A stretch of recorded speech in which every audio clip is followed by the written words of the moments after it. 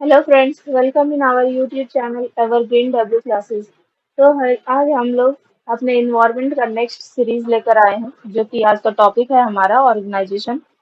तो चलिए आज हम लोग अपना सेशन स्टार्ट करते हैं। और आई होप आप लोग पिछला सेशन जितने भी सारे क्लासेस हो चुके हैं वो देख चुके होंगे, क्योंकि जितने भी क्लासेस हुए वो बहुत ही इम्पोर्टेंट है एलपी और जेई सीबीटी 2 के लिए।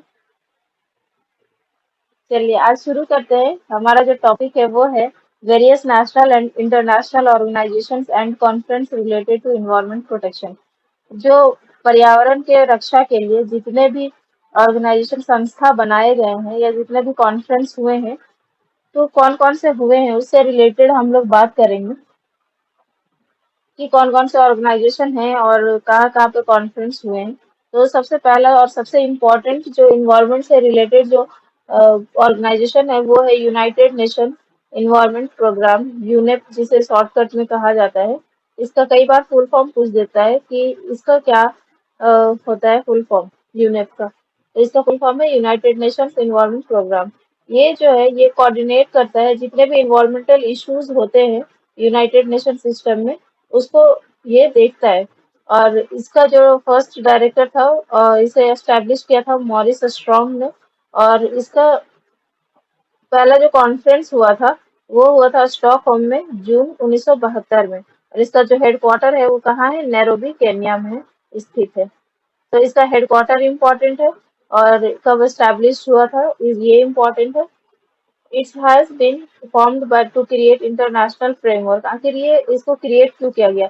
तो इसका जो क्रिएशन हुआ वो इसलिए हुआ कि जितना भी इन्वायरमेंटल प्रोग्राम्स और ऑर्गेनाइजेशंस हैं उन्हें मैनेज किया जा सके। और एक इसके लिए अवार्ड है जो कि एस्टैब्लिश किया गया ईयर 1987 में, जिसका नाम है ग्लोबल 500 अवार्ड। और ये दिया जाता है organisation for efforts related to environment. अगर कोई ऐसा पर्सन है जो इन्वायरमेंट से रिलेटेड कुछ एफर्ट्स करता है तो इस ऑर्गेनाइजेशन के द्वारा ग्लोबल 500 अवार्ड प्रोवाइड किया जाता है, ताकि इससे लोग मोटिवेट हो, प्रेरित हो और फिर इन्वायरमेंट के लिए कुछ अच्छे अच्छे काम करें। और इन्वायरमेंट डे जो हर साल मनाया जाता है वो है 5 जून, जो कि ऑर्गेनाइज करता है यूनेप। और इसका जो डिसीजन हुआ था वो स्टॉकहोम कॉन्फ्रेंस में हुआ था 1972 में ही। नेक्स्ट जो हम लोग का ऑर्गेनाइजेशन है वो है international union for conservation of nature, IUCN. ये भी बहुत ही इंपॉर्टेंट ऑर्गेनाइजेशन है। IUCN is the world's oldest and largest global environmental network, founded in October 1948। तो ये कब बना? ये 1948 में बना है। It was also known as World's Conservation Union। यहाँ वर्ल्ड्स कंजर्वेशन यूनियन होगा। Its headquarter world its headquarter in gland, Switzerland. इसका जो हेडक्वार्टर है वो कहाँ स्थित है? ग्लैंड में, स्विट्जरलैंड में, near Geneva. IUCN has both governmental organization and non governmental organisation as its member. मतलब कि इसके जो मेंबर है वो कुछ सरकारी संस्थान है और कुछ गैर सरकारी संस्थान भी इसके सदस्य हैं IUCN के। तो IUCN का मिशन क्या है और विजन क्या है? तो इसका उद्देश्य हम लोग देखते हैं कि क्या क्या है। तो IUCN का जो उद्देश्य है वो है कि ये develop practical solution to most environmental and developmental challenge, कि किस तरह से इन्वायरमेंटल में डेवलपमेंट भी और इन्वायरमेंट को क्षति ना पहुंचे। तो इसके लिए IUCN का ये विजन है to influence and support societies around the world to conserve biodiversity and ensure that the use of natural resources is equitable and sustainable। मतलब कि यूनेप जो है वो लोगों को इन्फ्लुएंस करता है और सोसाइटी को सपोर्ट करता है कि जो बायोडाइवर्सिटी है उसका इस तरीके से ही यूज हो कि मतलब एक तो इतना ही यूज हो कि फिर उसका क्षरण ना हो, ओवर एक्सप्लोइटेशन ना हो, और वो सस्टेनेबल भी रहे। Conservation of biodiversity, that is preventing plants and animals from becoming extinct and protecting natural areas from destruction is main work of IUCN। IUCN का जो मेन फंक्शन है वो है बायोडाइवर्सिटी का कंजर्वेशन करना। जैसे प्लांट्स और एनिमल्स कुछ ऐसे हैं जो कि एक्सटिंक्ट होने वाले हैं, मतलब विलुप्त होने वाले हैं, तो उन्हें बचाना उसके नेचुरल एरियाज में। तो ये काम है IUCN का। Therefore, it releases a list of endangered animals. इसका मतलब है कि ये रिलीज करता है endangered animals, जो खतरे में है एनिमल्स, उनका लिस्ट जारी करता है, जिसे कहा जाता है रेड डेटा बुक। ये हम लोग पिछले क्लास में पढ़ चुके हैं कि रेड डेटा बुक क्या होता है, कौन जारी करता है। तो इसे कौन जारी करता है? IUCN जारी करता है। और ये बायोडाइवर्सिटी के अलावा ये चार इसका फील्ड है जिसमें ये वर्क करता है, जैसे क्लाइमेट चेंज पर करता है, सस्टेनेबल एनर्जी में करता है, लाइवलीहुड एंड ग्रीन इकोनॉमी के लिए ये वर्क करता है। IUCN deals with issues related to environment and biodiversity. IUCN जो है वो जितने भी इश्यूज होते हैं इन्वायरमेंट और बायोडाइवर्सिटी से रिलेटेड, उससे उससे डील करता है। As such IUCN is not a part of the UN। ये IUCN जो है वो यूनाइटेड नेशन ऑर्गेनाइजेशन जो है उसका पार्ट नहीं है। नेक्स्ट जो ऑर्गेनाइजेशन है वो है world wild life fund, WWF। The World Wide Fund for Nature is an international non-governmental organization। ये एक इंटरनेशनल गैर सरकारी संस्थान है जो कि एक चैरिटेबल ट्रस्ट के द्वारा बनाया गया। ये 1967 में बनाया गया है और इसका जो हेडक्वार्टर है वो स्विट्जरलैंड में है। It is the world largest independent conservation organisation. ये जो है दुनिया का सबसे बड़ा इंडिपेंडेंट कंजर्वेशन ऑर्गेनाइजेशन है और इसका स्लोगन जो है वो है for a living planet. For a living planet है इसका slogan. Currently, much of its work focuses on the conservation of tree biodiversity। अभी जो हाल करंट सिचुएशन जो इसका है WWF का, ये तीन बायोडाइवर्सिटी पे फोकस कर रहा है इसको कंजर्व करने के लिए। Rich biomes which include forest, freshwater ecosystem, ocean and coast। It also focuses on endangered species, climate change and population। और इसके साथ ही इन एरियाज में भी ये फोकस कर रहा है, जैसे इंडेंजर्ड स्पीसीज जो हो गए, जो विलुप्त होने के कगार पे हैं। आजकल क्लाइमेट चेंज बहुत ज्यादा होने लगा है तो इसके लिए वर्क कर रहे हैं, एंड पॉपुलेशन भी बहुत तेजी से हर जगह ग्रो कर रहे हैं, तो इन सब चीजों के लिए भी ये वर्क कर रहा है। Be aware that a worldwide movement called earth hour, एक मूवमेंट चलाया जाता है earth hour, is organised by the world wide fund WWF for nature to bring awareness about climate change. मतलब क्लाइमेट चेंज हो रहा है जिसके वजह से ये एक मूवमेंट चलाया गया है जिसका नाम है अर्थ आवर। इसमें क्या होता है कि पार्टिसिपेंट्स जो होते हैं वो स्विच ऑफ करते हैं अपना इलेक्ट्रिसिटी 1 घंटे के लिए, वो भी इस टाइमिंग पे 8:30 से लेकर के 9:30 बजे तक, और रात के। और ये हर साल होता है last Saturday of March.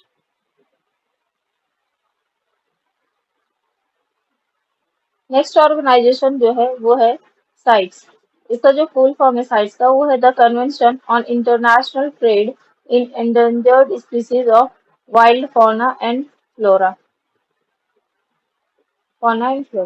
CITES is an international agreement between governments signed in 1973। ये एक एग्रीमेंट, इंटरनेशनल एग्रीमेंट हुआ था गवर्नमेंट के बीच में 1973 में। इसका जो एम है वो इंश्योर करता है कि जो इंटरनेशनल ट्रेड होता है specimens of wild animals and plants does not threaten the survival of the species. मतलब इसका वो फंक्शन है कि जैसे जो एनिमल्स और प्लांट्स को यहाँ से वहाँ भेजे जाते हैं, उसमें सर्वाइविलिटी का जो चांसेस होता है उसमें कोई खतरा ना पहुंचे। India is a sites party since 1976 और इंडिया जो है इसका मेंबर है 1976 से। The sites provide for a system based on the exchange of export and import permits and certificate. Sites जो है ये प्रोवाइड करता है एक्सपोर्ट और इंपोर्ट का परमिट देता है और सर्टिफिकेट प्रोवाइड करता है कि आप एनिमल्स और प्लांट्स को यहाँ से वहाँ शिफ्ट कर सकते हैं। नेक्स्ट हमारा जो है ऑर्गेनाइजेशन वो है convention on the conservation of migratory species of wild animal. इसका है CMS। CMS का फुल फॉर्म क्या हो गया? Convention on the conservation of migratory species of wild animals. जैसे कुछ वाइल्ड एनिमल्स ऐसे होते हैं जो माइग्रेट करते हैं, मतलब एक जगह से दूसरे जगह मूव करते हैं अदर अदर वेदर में। तो इसके लिए जो कन्वेंशन है उसका नाम है CMS। द CMS secretariat is provided and administered by the UN Environment Programme, मतलब ये यूनेप के द्वारा है, उसका ही एक पार्ट है। The convention on migratory species, also known as the Bonn Convention, is an environmental treaty of the UN that provides a global platform for the conservation and sustainable use of terrestrial, aquatic, and avian migratory animals and their habitats। ये जो convention on migratory species है, इसका एक और नाम है जिसे कहा जाता है बॉर्न कन्वेंशन, और ये एक यूएन का है, और ये प्रोवाइड करवाता है यूएन एक ग्लोबल प्लेटफॉर्म कि जो माइग्रेटरी एनिमल्स हैं उनका कंजर्वेशन हो सके, और वो चाहे वो टेरिस्ट्रियल एनिमल हो, एक्वेटिक एनिमल हो, या फिर एवियन माइग्रेटरी एनिमल्स हो। और इंडिया इसका जो मेंबर है वो 1983 से है। नेक्स्ट जो है वो है coalition against wild life trafficking, CAWT. The Coalition Against Wildlife Trafficking was established in 2005 by the US state। इसका जो स्थापना हुआ है वो 2005 में हुआ है, वो भी यूएस स्टेट के द्वारा।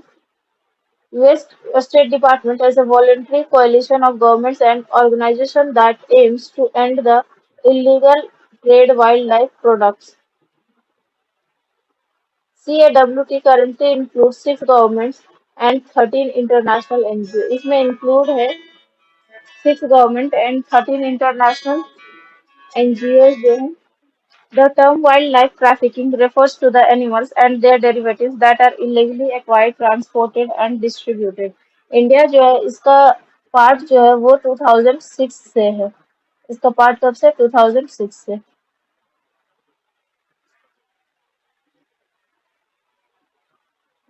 नेक्स्ट जो है वो है इंटरनेशनल ट्रॉपिकल टिम्बर ऑर्गेनाइजेशन, मतलब कि लकड़ी से रिलेटेड जो है कंजर्वेशन, उसके लिए आईटीटीओ है। तो the ITTO is an intergovernmental organisation promoting the sustainable management and conservation of tropical forests and the expansion and diversification of international trade in tropical timber from sustainably managed and legally harvested forest।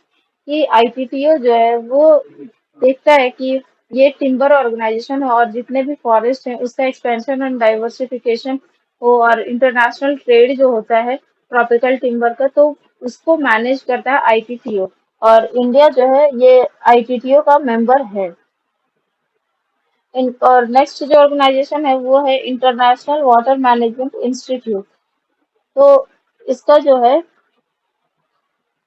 International Water Management Institute research centre and leads the CGIAR research programme on water, land and ecosystem. इसका जो research programme चलता है वो water, land और ecosystem के ऊपर चलता है।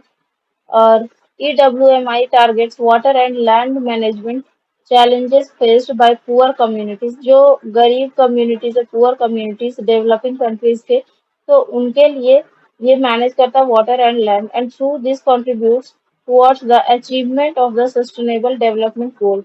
एसडीजी जो है, जो कि 17 एसडीजी है of reducing poverty and hunger, और जो कि ये पहला पॉवर्टी एंड हंगर पहले दूसरे में आता है, तो इसे इसको खत्म करने के लिए, कम करने के लिए जो मैनेजमेंट है वो है International Water Management institute.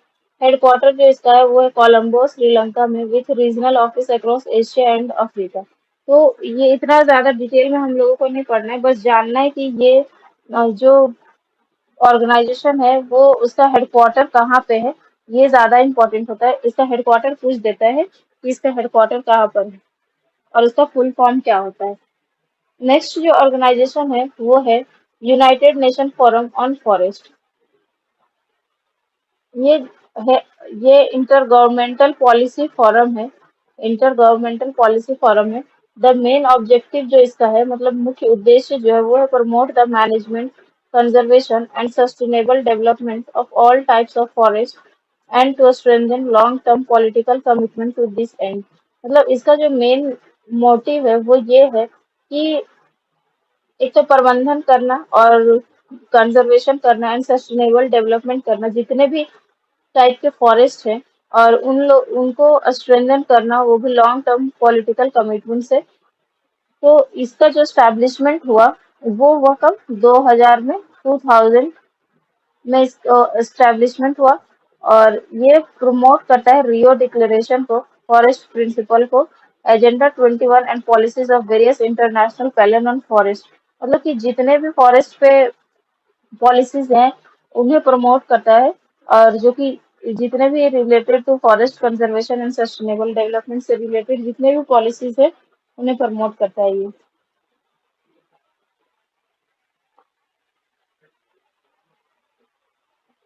Next जो है the wild life trade monitoring network.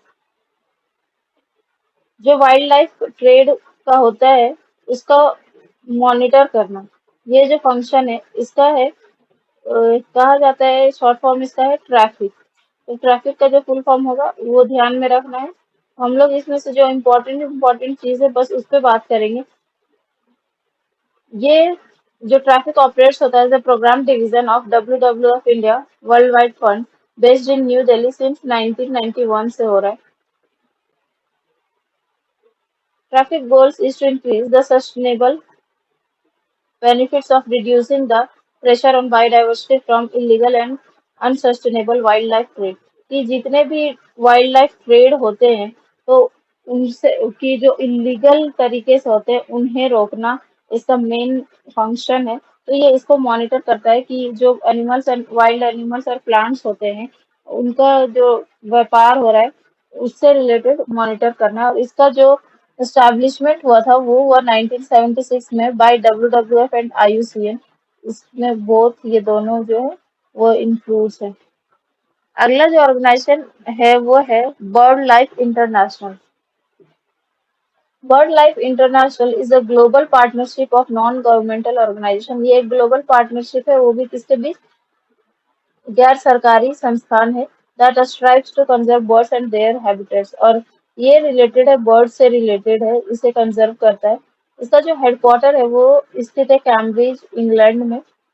Bird life international priorities include preventing extinction of bird species. इसका जो प्रायोरिटीज है वो इसको सेव करना, identifying and safeguarding important sites for birds, maintaining and restoring key birds habitats and empowering conservationist worldwide. मतलब कि वो bird bird life international का जो मेन एम है, ऑब्जेक्टिव है, वो है एक्सटिंक्ट होने वाले जो बर्ड स्पीसीज हैं उन्हें कंजर्व करना, उनके लिए इम्पोर्टेंट साइट्स देखना कि कौन बर्ड्स के कहाँ पे बर्ड्स का पॉपुलेशन ग्रो कर सकता है। तो ये इसका काम है। नेक्स्ट जो है वो है वर्ल्ड नेचर ऑर्गेनाइजेशन WNO। इसका जो मेन फोकस है वो एनर्जी एफिशिएंसी पे है, क्लाइमेट प्रोटेक्शन के लिए एंड सस्टेनेबल डेवलपमेंट के लिए। और इसका हेडक्वार्टर जो है वो है जेनेवा में स्थित है। इसका हेडक्वार्टर कहाँ स्थित है, जेनेवा में। और इसका जो मोटो है ये ध्यान में रखना है, थिंक ग्लोबली एक्ट लोकली।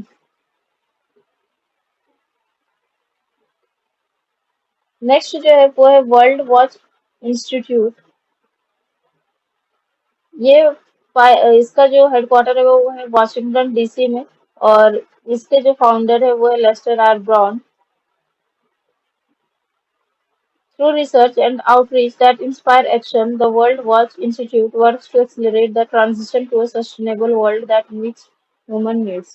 तो ये इसके लिए काम करता है।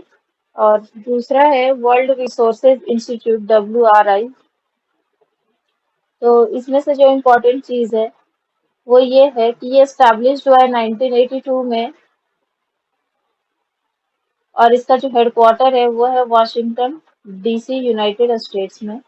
और ये प्रमोट करता है environmentally sound and socially equitable development को। और इसके जो प्रेसिडेंट के रूप में एनी दास गुप्ता, प्रेसिडेंट और CEO WRI, एंड एलिजाबेथ, ये सब रह चुके हैं। और अगला है वर्ल्ड कंजर्वेशन मॉनिटरिंग सेंटर। तो इसका जो ऑर्गेनाइजेशन ये है बेस्ड है कैम्ब्रिज इन द UK में, ये स्थित है UK में।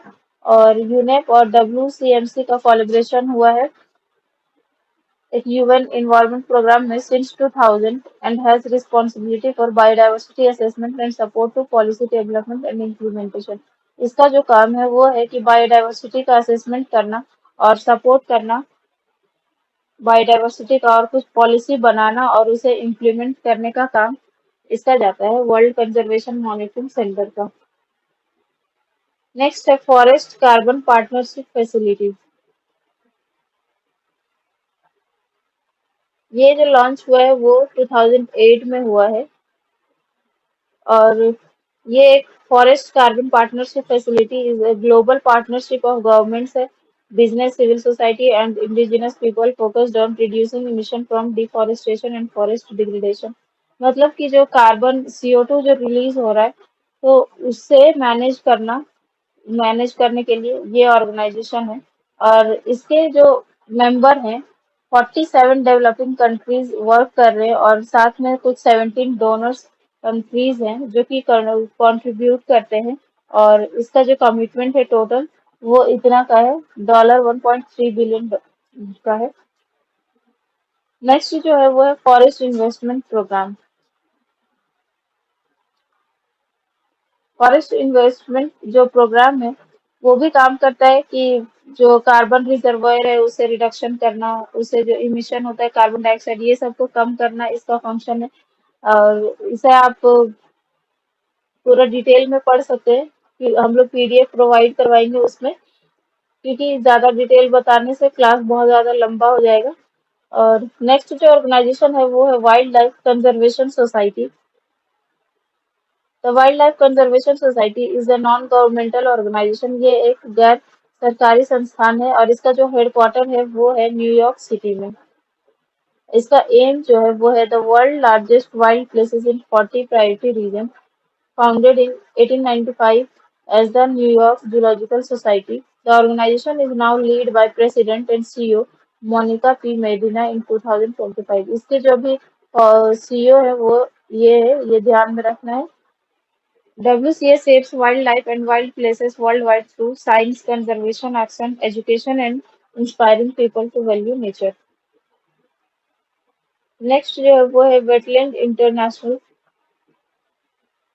Wetland International is a global not-for-profit organization dedicated to the conservation and restoration of wetland। जो आर्द्र भूमि होते हैं उनके कंजर्वेशन के लिए और रिस्टोरेशन के लिए ये संस्थान बना हुआ वेटलैंड इंटरनेशनल। ये कंजर्व करता है रिवर्स को, लैक्स, मार्शेस को and other form of water bodies. जितने भी वाटर बॉडीज के फॉर्म है डिफरेंट काइंड उसे कंजर्व करता है, प्रोटेक्ट करता है। इसका जो एस्टैब्लिशमेंट हुआ था वो 1996 में हुआ है और इसका हेडक्वार्टर जो है वो है वेजिंगन, नीदरलैंड में स्थित है। नेक्स्ट है green peas. Green peas is an independent global ये कैंपियन है नेटवर्क फाउंडेड इन कनाडा इन 1971। ये 1971 में इसका एस्टैब्लिशमेंट हुआ था और इसका जो गोल है वो है ensure the ability of the earth to nurture life in all its diversity। और इसका जो नेटवर्क है वो है 26 independent national and regional organisation इससे जुड़े हुए हैं और वो भी 55 कंट्रीज के जो 26 इंडिपेंडेंट नेशनल और रीजनल ऑर्गेनाइजेशन है वो इसके साथ जुड़े हुए हैं। नेक्स्ट है हमारा environmental performance index. Environmental performance index जो है ये स्टार्ट हुआ है 2002 में और ये प्रिपेयर किया जाता है बाय येले university and Colombia university in collaboration with the world economic forum. और इसमें जो इंडिया का रिसेंट जो रिपोर्ट है उसमें इसका जो पोजीशन है वो है 10th पोजीशन। नेक्स्ट है इन्वायरमेंटल डेमोक्रेसी इंडेक्स। ये डेवलप किया गया है by the access initiative and WRI in collaboration with partner around the world. इसमें the index evaluate 70 countries across 75 legal indicators based on objective and internationally recognized standards established by the United Nations Environment Programme's Bali Guidelines। India जो है इसे मिला 24th rank out of 70 countries.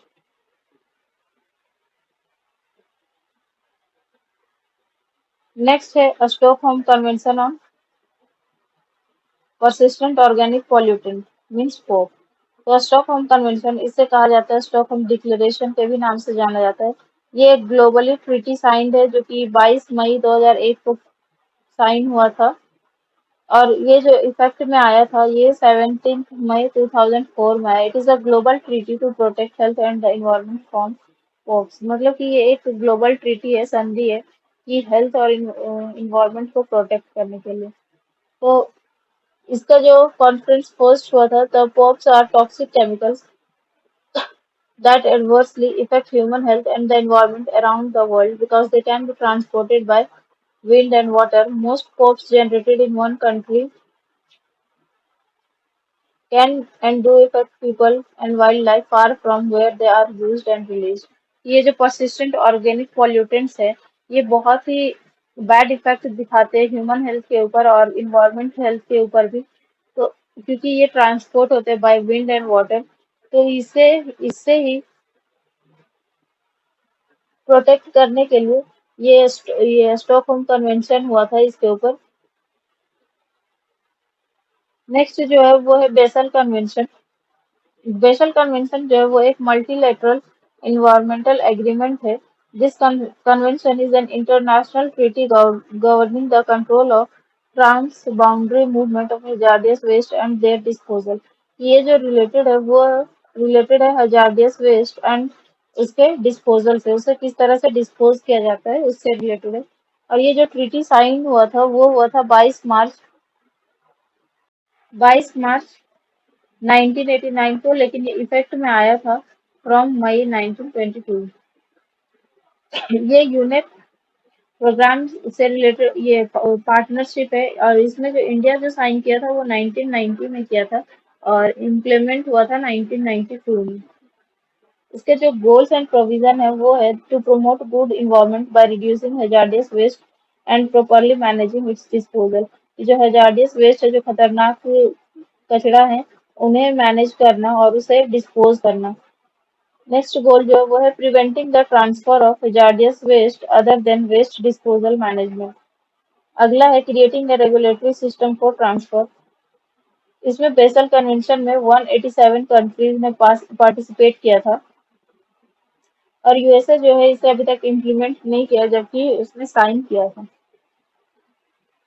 अब हम इससे related कुछ questions करेंगे। तो हमारा जो फर्स्ट क्वेश्चन है वो है the united Nations framework convention on climate change is an international treaty formed by, कि जो United Nations framework convention on climate change है वो किसके द्वारा फॉर्म किया गया है।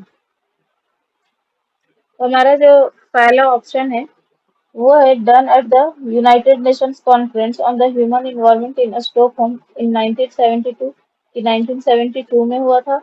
और ये हुआ था UN conference on environment and development in Rio de Janeiro in 1992, और made at the world summit on sustainable development in Johannesburg in 2002, और united nations climate change conference Copenhagen 2009। तो इसका जो राइट आंसर हो जाएगा वो होगा done in the United Nations Conference on Environment and Development in Rio de Janeiro in 1992। Rio de Janeiro में जो अर्थ समिट हुआ, ये यूएन कॉन्फ्रेंस हुआ था, उसी में ये ट्रीटी साइन किया गया था। नेक्स्ट क्वेश्चन जो है वो agenda 21 is related to which area. ये किस एरिया से रिलेटेड है। पहला ऑप्शन है sustainable development, nuclear disarmament, patent protection और एग्रीकल्चरल सप्लाईज। तो ये रिलेटेड है सस्टेनेबल डेवलपमेंट से। नेक्स्ट जो क्वेश्चन हमारा है वो रियो+20 इज एन एब्रिविएशन फॉर, ये किसके लिए एब्रिविएशन है। तो ऑप्शन हमारा है millennium development goal, option B United Nations conference on sustainable development, तीसरा जो है वो है earth summit, and D option जो है वो है पोस्ट 2015 डेवलपमेंट एजेंडा। तो इसका जो राइट आंसर हो जाएगा वो होगा united Nations conference on sustainable development.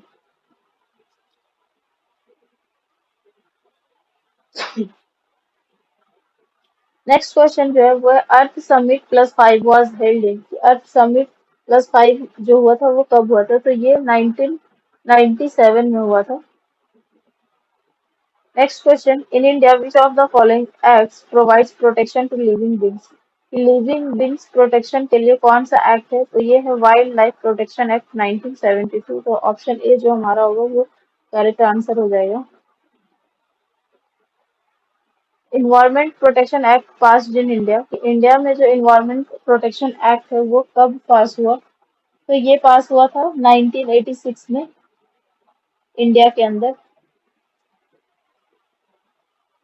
एक मूवमेंट था चिपको मूवमेंट, ये किससे रिलेटेड है? तो ये प्लांट प्रोटेक्शन से रिलेटेड था। National environment engineering research Institute is located eight, इसका हेडक्वार्टर जो है वो कहाँ पर है? तो ये स्थित है नागपुर में स्थित है। नेक्स्ट है which one of the following is not related to environmental protection, कि इनमें से कौन सा है जो इन्वायरमेंटल प्रोटेक्शन से रिलेटेड नहीं है? ऑप्शन ए जो sustainable development, option B reducing poverty, option C air conditioning, option B use of paper bag. Option B जो है रिड्यूसिंग पॉवर्टी की गरीबी को कम करना, ये इन्वायरमेंटल प्रोटेक्शन से रिलेटेड नहीं है। अगला सवाल हमारा है वो है sustainable development is a phenomenon of intergenerational sensitivity with respect to the use of, कि सस्टेनेबल डेवलपमेंट जो है वो किससे सेंसिटिविटी है, किसके यूज से? तो हमारा जो ऑप्शन है वो है natural resource, option B physical resource, option C is industrial resource and option D is social resource. तो इसका जो राइट आंसर हो जाएगा वो ऑप्शन ए होगा, natural resource. Next question, when is world earth day celebrated? पृथ्वी दिवस कब मनाया जाता है? तो ये मनाया जाता है 22 अप्रैल को। 22 मार्च को जो मनाया जाता है वो है world water day. World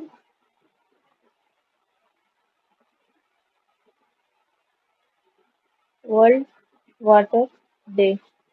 and 7 अप्रैल को मनाया जाता है world health day. World health day. And 7 मार्च को मनाया जाता है जन औषधि दिवस। Jan Aushadhi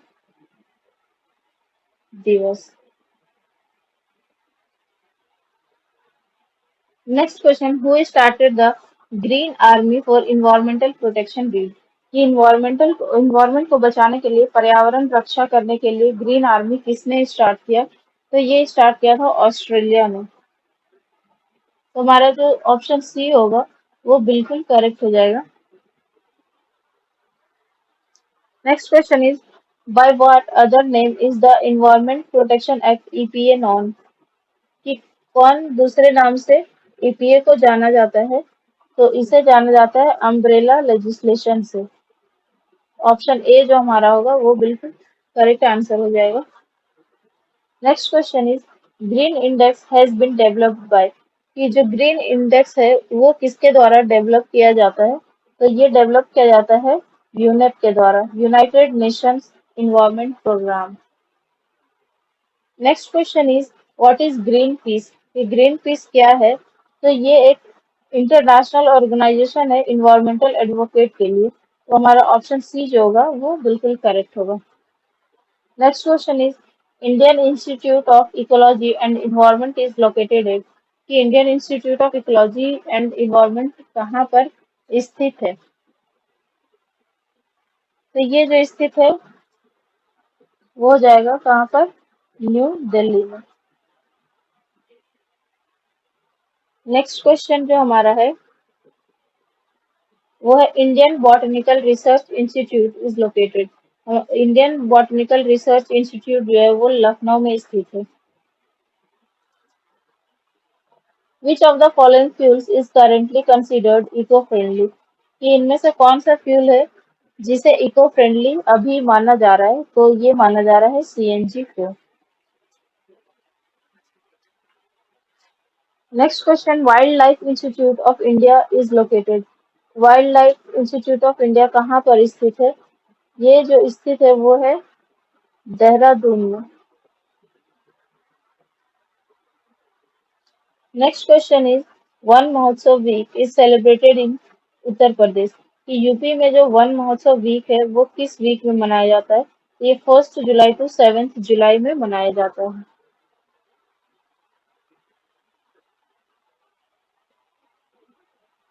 national disaster management authority works under which ministry of the centre? National disaster management authority जो है वो किस किस मिनिस्ट्री के अंदर काम करता है? तो ये जो काम करता है होम अफेयर्स के अंदर काम करता है।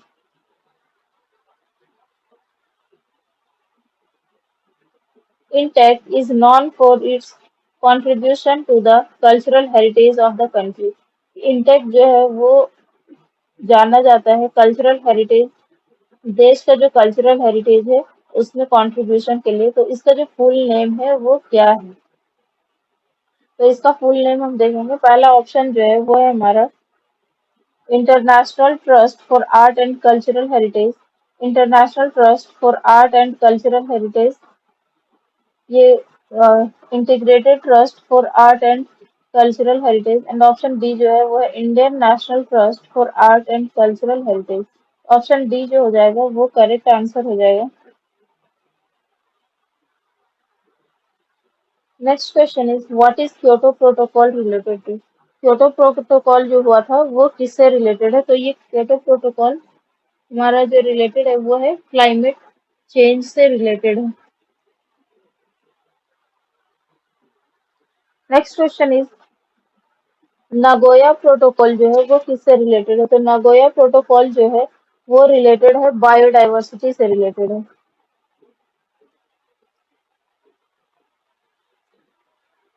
नेक्स्ट क्वेश्चन जो हमारा है वो है which of the following is not included in the 8 goals under the climate action plan of the government of India? Government of India के द्वारा एक क्लाइमेट एक्शन प्लान रेडी किया गया है जिसके अंदर 8 गोल है। तो इनमें से इन चारों में से कौन सा एक गोल नहीं है? तो ऑप्शन ए जो है वो हमारा solar power, option B waste energy, and option C is afforestation, and option D is nuclear energy. तो इसमें जो रिलेटेड नहीं है वो है ऑप्शन डी। तो अब हम बात करेंगे कि कौन कौन सा है। तो सोलर पहला जो हो जाएगा वो हो जाएगा हमारा सोलर एनर्जी। 8 गोल में एक है सोलर एनर्जी। दूसरे में है increasing energy efficiency, increasing energy efficiency.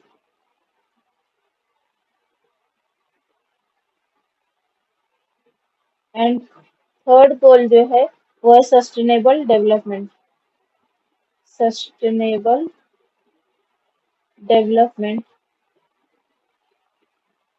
Sustainable development. Fourth goal जो है वो है water conservation, water conservation. And fifth goal जो है वो है हिमालयन इकोसिस्टम, हिमालयन इकोसिस्टम। इसके अंतर्गत हिमालयन इकोसिस्टम के अंतर्गत जो हिमालयन इकोसिस्टम है उसे प्रोटेक्ट करना है। एंड नेक्स्ट जो गोल है वो है green India make sustainable, green India make sustainable, sustainable.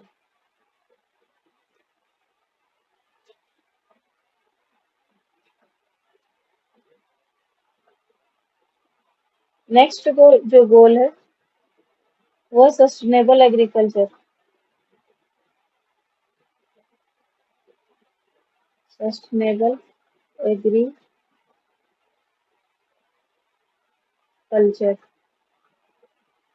अब बात करेंगे लास्ट वन का, ये है क्लाइमेट चेंज के ऊपर, क्लाइमेट चेंज। तो ये 8 गोल्स हैं जो क्लाइमेट एक्शन प्लान के तहत है और वो भी इंडिया गवर्नमेंट के द्वारा। नेक्स्ट क्वेश्चन जो है what is meant by the slogan a tree for every child made from? ये जो स्लोगन है कि a tree for every child made from, ये इससे इसका क्या अर्थ निकलता है? इसका जो अर्थ है कि ये बोला गया था स्लोगन इन्वायरमेंटल प्रोटेक्शन प्रोग्राम के तहत। Next question, globally every year the human development report is published.